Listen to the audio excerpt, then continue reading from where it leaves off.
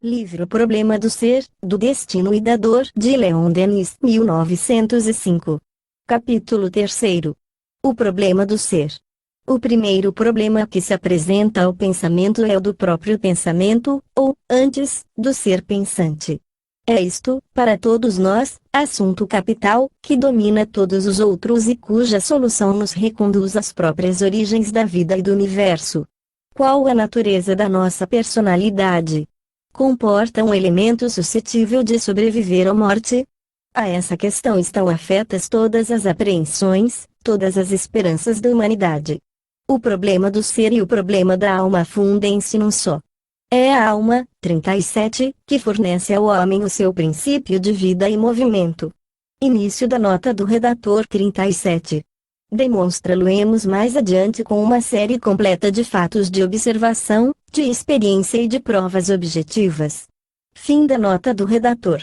A alma humana é uma vontade livre e soberana, é a unidade consciente que domina todos os atributos, todas as funções, todos os elementos materiais do ser, como a alma divina domina, coordena e liga todas as partes do universo para harmonizá-las. A alma é imortal, porque o nada não existe, coisa alguma pode ser aniquilada, nenhuma individualidade pode deixar de ser. A dissolução das formas materiais prova simplesmente uma coisa, que a alma é separada do organismo por meio do qual comunicava com o meio terrestre. Não deixa, por esse fato, de prosseguir a sua evolução em novas condições, sob formas mais perfeitas e sem nada perder da sua identidade. De cada vez que ela abandona o seu corpo terrestre, encontra-se novamente na vida do espaço, unida ao seu corpo espiritual, do qual é inseparável, a forma imponderável que para se preparou com os seus pensamentos e obras. Esse corpo sutil, essa duplicação fluídica existe em nós no estado permanente. Embora invisível, serve, entretanto, de molde ao nosso corpo material. Este não representa, no destino do ser, o papel mais importante. O corpo visível, ou o corpo físico, varia. Formado de acordo com as necessidades da vida terrestre, é temporário e perecível, desagrega-se e dissolve-se quando morre. O corpo sutil permanece, persistindo ao nascimento, sobrevive às decomposições da campa e acompanha a alma nas suas transmigrações. É o modelo, o tipo original, a verdadeira forma humana, a qual vem incorporar-se temporariamente às moléculas da carne. Essa forma sutil, que se mantém no meio de todas as variações e de todas as correntes materiais, mesmo durante a vida pode separar-se, em certas condições, do corpo carnal, e também agir, aparecer, manifestar-se à distância, como mais adiante veremos, de modo a provar de maneira irrecusável sua existência independente. 38. Início da nota do redator 38.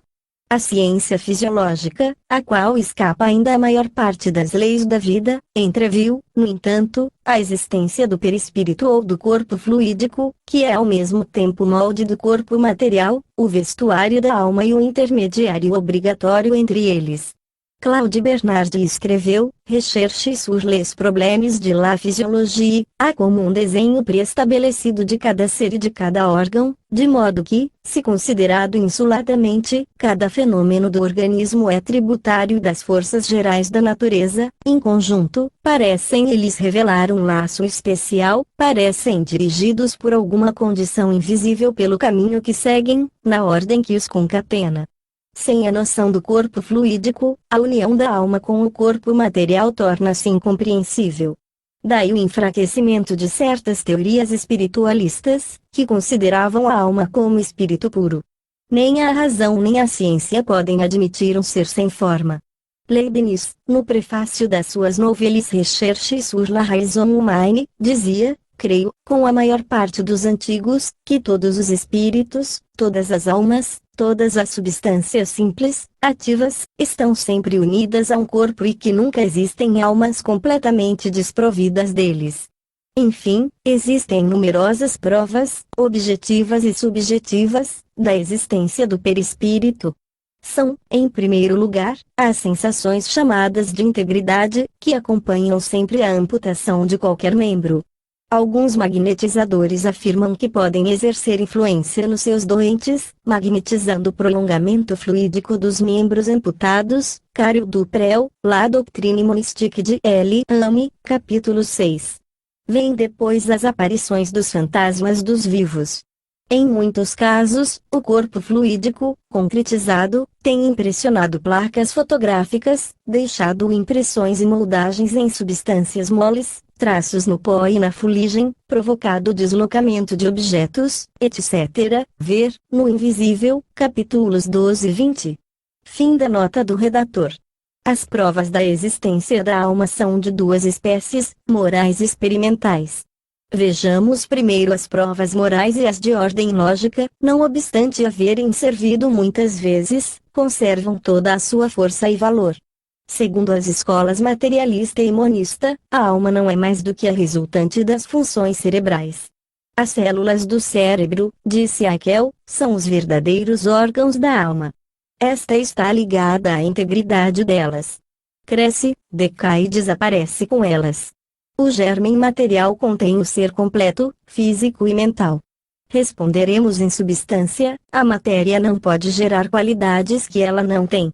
Átomos, sejam triangulares, circulares ou aduncos, não podem representar a razão, o gênio, o amor puro, a caridade sublime. O cérebro, dizem, cria função. É caso compreensível que uma função possa conhecer-se, possuir a consciência e a sensibilidade. Como explicar a consciência, a não ser pelo espírito? Vem da matéria. Quantas vezes não está a primeira em luta com a última? Vem do interesse e do instinto de conservação? Revolta-se ela contra eles e leva-nos até ao sacrifício. O organismo material não é o princípio da vida e das faculdades, é, ao contrário, o seu limite. O cérebro é um simples instrumento que serve ao espírito para registrar as suas sensações. É comparável a uma harmonia, em que cada tecla representaria um gênero especial de sensações. Quando o instrumento está perfeitamente afinado, as teclas dão, sob a ação da vontade, o som peculiar a cada uma delas e reina harmonia em nossas ideias e em nossos atos, mas se as teclas estiverem estragadas, ou desfalcadas, o som produzido não será o que deve ser, a harmonia será incompleta. Resultará daí uma desafinação, por mais esforços que faça a inteligência do artista, ao qual será impossível tirar do instrumento defeituoso uma combinação de manifestações regulares. Assim se explicam as doenças mentais, as neuroses, a idiotia, a perda temporária da palavra ou da memória, a loucura, etc., sem que, por isso, a existência da alma fique comprometida. Em todos esses casos o espírito subsiste, mas as suas manifestações são contrariadas e, às vezes, até aniquiladas por uma falta de correlação com o seu organismo. Sem dúvida, o desenvolvimento do cérebro denota, de maneira geral, altas faculdades. Uma alma delicada e poderosa precisa de um instrumento mais perfeito, que se preste a todas as manifestações de um pensamento elevado e fecundo. As dimensões e circunvoluções do cérebro estão muitas vezes em relação direta com o grau de evolução do espírito. 39. Início da nota do redator. 39. A regra não é absoluta. O cérebro de Gambetta, por exemplo, não pesava mais do que 1.246 gramas, ao passo que a média humana é de 1.500 a 1.800 gramas. Fim da nota do redator. Não se deve daqui deduzir que a memória é um simples jogo das células cerebrais. Estas modificam-se e renovam-se sem cessar, diz a ciência, a tal ponto que o cérebro e o corpo passam por uma completa mudança material em poucos anos. 40. Início da nota do redator. 40. Claude Bernard, La Science Experimentale, Phénomènes de la Vie. Fim da nota do redator. Nessas condições, como explicar que nos possamos recordar dos fatos que remontam a 10, 20, 30 anos? Como rememoram os velhos com surpreendente facilidade todos os pormenores da sua infância? Como podem a memória, a personalidade, o eu persistir e manter-se no meio das contínuas destruições e reconstruções orgânicas? Outros tantos problemas insolúveis para o materialismo. Os sentidos, dizem os psicólogos contemporâneos, são o único veículo para a alma, a suspensão dos primeiros implica o desaparecimento da outra. Notemos, entretanto, que o estado de anestesia, isto é, a supressão momentânea da sensibilidade, não elimina, de modo algum, a ação da inteligência. Esta se ativa, ao contrário, em casos nos quais, segundo as doutrinas materialistas, deveria estar aniquilada. Buisson escrevia: se existe alguma coisa que possa demonstrar a independência do eu, é com certeza a prova que nos fornecem os pacientes submetidos à ação do éter. Nesse estado, as suas faculdades intelectuais resistem aos agentes anestésicos. Veupial, tratando do mesmo assunto, dizia: quimina fecunda não são para a fisiologia e para a psicologia os fatos como esses, que separam o espírito da matéria, a inteligência do corpo. Havemos de ver também por que forma, no sono comum ou no provocado, no sonambulismo e na exteriorização, a alma pode viver, perceber e agir sem o auxílio dos sentidos. Se a alma, como diz Haeckel, representasse unicamente a soma dos elementos corporais, haveria sempre no homem correlação entre o físico e o mental.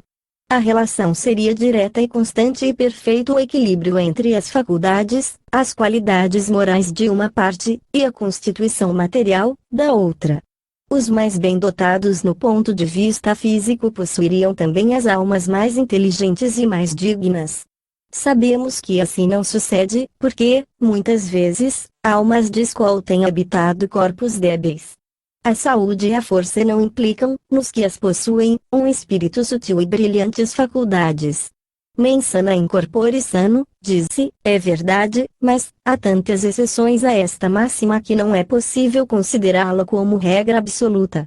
A carne cede sempre à dor, não sucede mesmo com a alma, que, muitas vezes, resiste, exalta-se no sofrimento e triunfa dos agentes externos. Os exemplos de Antígono, de Jesus, de Sócrates, de Joana d'Arc, dos mártires cristãos, dos hussitas e de tantos outros que embelezam a história e enobrecem a raça humana e estão para lembrar-nos que as vozes do sacrifício e do dever podem elevar-se muito acima dos instintos da matéria. Nas horas decisivas, a vontade dos heróis sabe dominar as resistências do corpo. Se o homem estivesse integralmente contido no germen físico, encontrar-se-iam nele unicamente as qualidades e os defeitos dos seus progenitores, na mesma proporção, mas, ao contrário, vêem-se por toda parte crianças que diferem dos pais, são-lhes superiores ou ficam-lhes inferiores. E irmãos gêmeos, de uma semelhança física flagrante, apresentam, mental e moralmente considerados, caracteres dissemelhantes entre si com os seus ascendentes. As teorias do atavismo e da hereditariedade são impotentes para explicar os casos célebres de crianças artistas ou sábias, músicos como Mozart ou Paganini, calculistas como Mondeux e Einaudi, pintores de 10 anos como Van der Kerkhove e tantos outros meninos prodígio, cujas aptidões não se encontram nos pais ou só se encontram em grau muito inferior, como, por exemplo, nos ascendentes de Mozart. As propriedades da substância material, transmitidas pelos pais, manifestam-se na criança pela semelhança física e pelos males constitucionais, mas a semelhança só persiste, quando muito, durante o primeiro período da vida. Desde que o caráter se define, desde que a criança se faz homem, vêm-se as feições se modificarem pouco a pouco, ao mesmo tempo em que as tendências hereditárias vão diminuindo e dando lugar a outros elementos, que constituem uma personalidade diferente, um ser às vezes distinto, pelos gostos, pelas qualidades, pelas paixões, de tudo, quanto se encontra nos ascendentes. Não é, pois, o organismo material o que constitui a personalidade, mas sim o homem interior, o ser psíquico. À medida que este se desenvolve e se afirma por sua própria ação na existência, vê-se a herança física e mental dos pais ir pouco a pouco enfraquecendo e, muitas vezes, desaparecer. A noção do bem, gravada no fundo das consciências, é, igualmente, prova evidente da nossa origem espiritual. Se o homem procedesse do pó ou fosse resultante das forças mecânicas do mundo, não poderíamos conhecer o bem e o mal, sentir remorso nem dor moral. Essas noções, dizem-nos, provêm dos vossos antepassados, da educação, das influências sociais. Mas, se essas noções são heranças exclusivas do passado, de onde foi que ele as recebeu? E por que se multiplicam em nós, não achando terreno favorável nem alimento?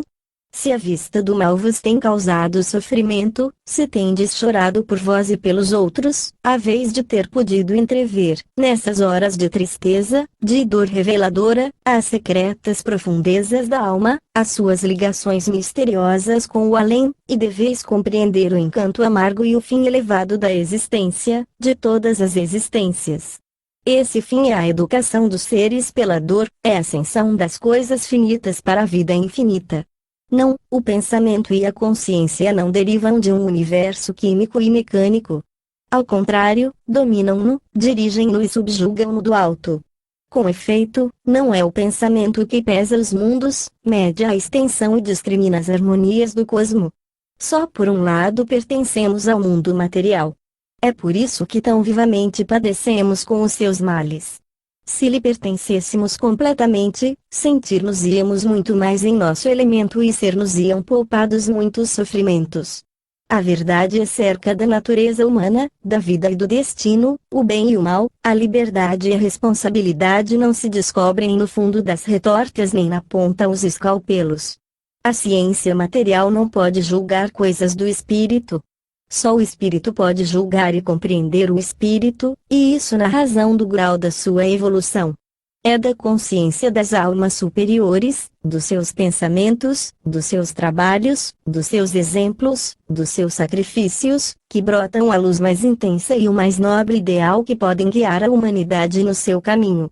O homem é, pois, ao mesmo tempo, espírito e matéria, alma e corpo, mas talvez espírito e matéria não sejam mais do que simples palavras, exprimindo de maneira imperfeita as duas formas da vida eterna, a qual dormita na matéria bruta, acorda na matéria orgânica, adquire atividade, se expande e se eleva no espírito. Não haverá, como admitem certos pensadores, mais do que uma essência única das coisas, forma e pensamento ao mesmo tempo, sendo a forma um pensamento materializado e o pensamento a forma do espírito. 41. Início da nota do redator. 41. Entendemos aqui por espírito o princípio da inteligência. Fim da nota do redator. É possível. O saber humano é limitado e até os olhares do gênio não são mais do que relâmpagos no domínio infinito das ideias e das leis. Todavia, o que caracteriza a alma e absolutamente a diferencia da matéria é a sua unidade consciente.